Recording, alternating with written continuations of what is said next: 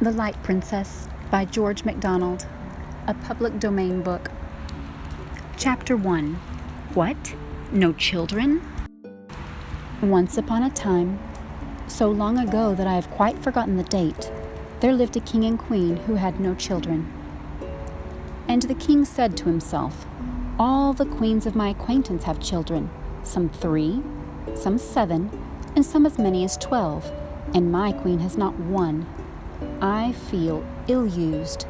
So he made up his mind to be cross with his wife about it. But she bore it all like a good patient queen as she was. Then the king grew very cross indeed, but the queen pretended to take it all as a joke, and a very good one too. "Why don't you have any daughters at least?" said he. "I don't say sons, that might be too much to expect."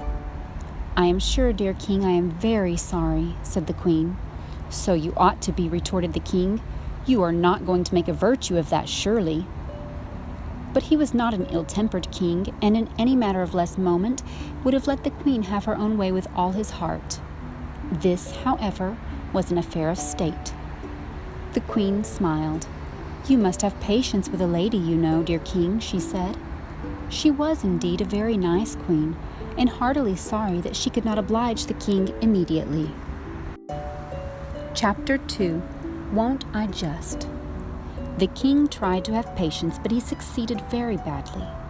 It was more than he deserved, therefore, when at last the queen gave him a daughter, as lovely a little princess as ever cried.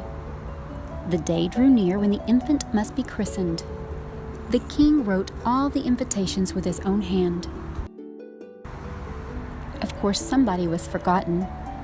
Now, it does not generally matter if somebody is forgotten, only you must mind who. Unfortunately, the king forgot without intending to forget, and so the chance fell upon the Princess Make-em-know-it, which was awkward, for the princess was the king's own sister, and he ought not to have forgotten her. But she had made herself so disagreeable to the old king, their father, that he had forgotten her in making his will, and so it was no wonder that her brother forgot her in writing his invitations. But poor relations don't do anything to keep you in mind of them. Why don't they? The king could not see into the garret she lived in, could he? She was a sour, spiteful creature. The wrinkles of contempt crossed the wrinkles of peevishness and made her face as full of wrinkles as a pat of butter. If ever a king could be justified in forgetting anybody, this king was justified in forgetting his sister, even at christening. She looked very odd, too. Her forehead was as large as all the rest of her face, and projected over it like a precipice.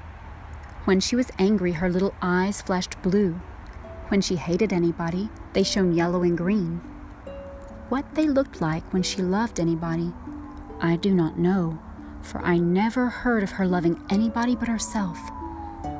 And I do not think she could have managed that if she had not somehow got used to herself. But what made it highly imprudent in the king to forget her was that she was awfully clever. In fact, she was a witch. And when she bewitched anybody, he very soon had enough of it, for she beat all the wicked fairies into wickedness, and all the clever ones into cleverness.